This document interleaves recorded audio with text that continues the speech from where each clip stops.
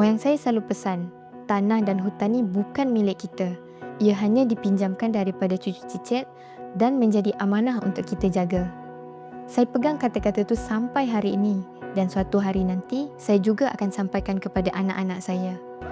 Tapi hari ini, bila hutan kami digondol dan tanah kami dirampas atas nama pembangunan, siapa yang bertanggungjawab atas ni semua?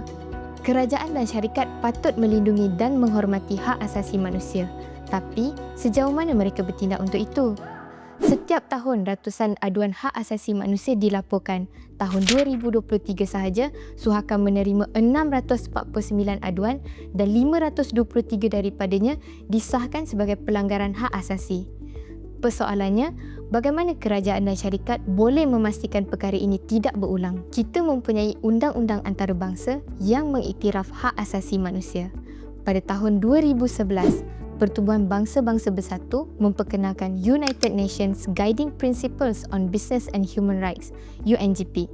Prinsip ini menjadi panduan antarabangsa tentang bagaimana kerajaan dan syarikat perlu berperanan dalam menghormati hak asasi manusia.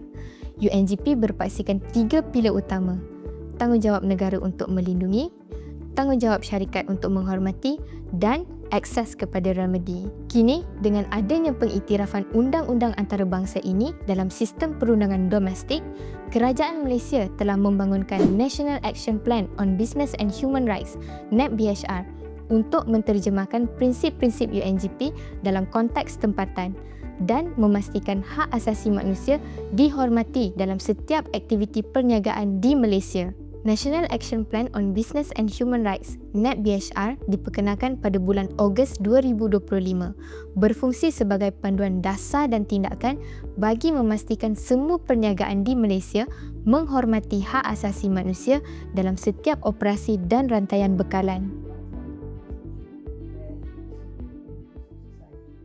With that, I proudly declare that the National Action Plan on Business Human Rights 2025-2030 officially launched.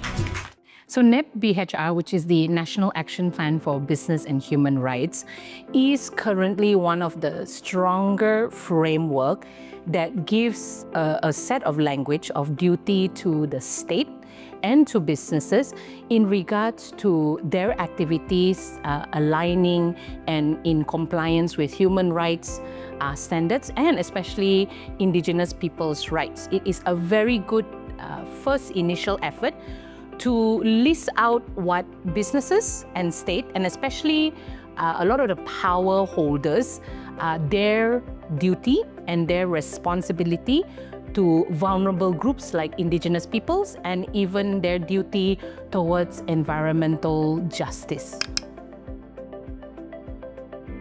Salah satu komitmen utama kerajaan di bawah NABHR ialah melaksanakan United Nations Declaration on the Rights of Indigenous Peoples, UNDRIP, dalam rangka dasar dan perundangan Malaysia. UNDRIP yang diterima pakai oleh Pertubuhan Bangsa-Bangsa Bersatu pada tahun 2007 mengiktiraf ketidakadilan sejarah yang dialami masyarakat orang asal dan menetapkan prinsip serta norma bagi memulihkan ketidakadilan tersebut. Ia mengandungi hak yang sangat kuat kepada masyarakat orang asal, terutamanya hak untuk menentukan nasib sendiri, self-determination, yang menjadi teras kepada semua hak orang asal. Dan pelaksanaan komitmen ini akan dipantau oleh organisasi badan berkanun iaitu Suruhanjaya Hak Asasi Manusia Malaysia, Suhakam, bagi memastikan dasar dan tindakan kerajaan benar-benar menghormati hak orang asal seperti yang digariskan dalam NABHR dan UNDRIP.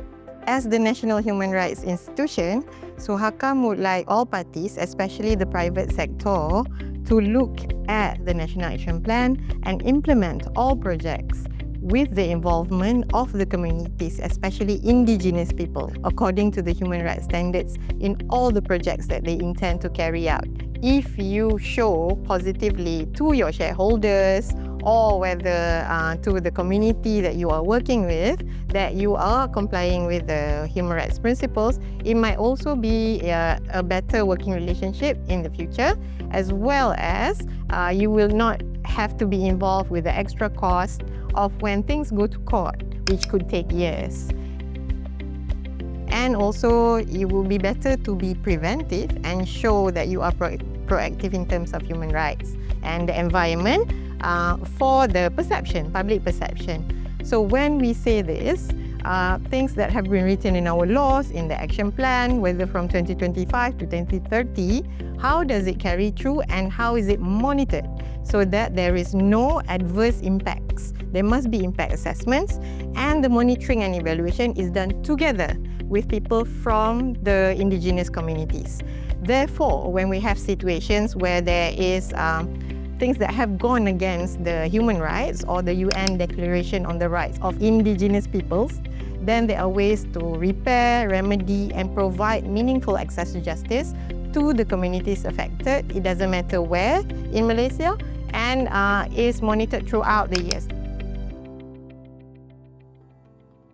I want to remind you that we are the best asset when it comes to your climate mitigation, climate adaptation, your loss and damage, and even biodiversity conservation.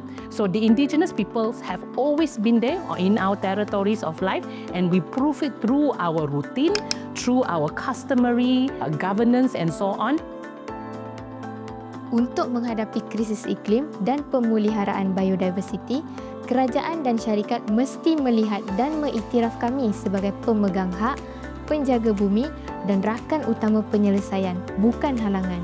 Sudah tiba masanya kerajaan dan syarikat mengiktiraf peranan ini dan mengambil tanggungjawab untuk melindungi serta menghormati hak orang asal seperti yang dijamin dalam UNDRIP dan digariskan dalam NEP BHR.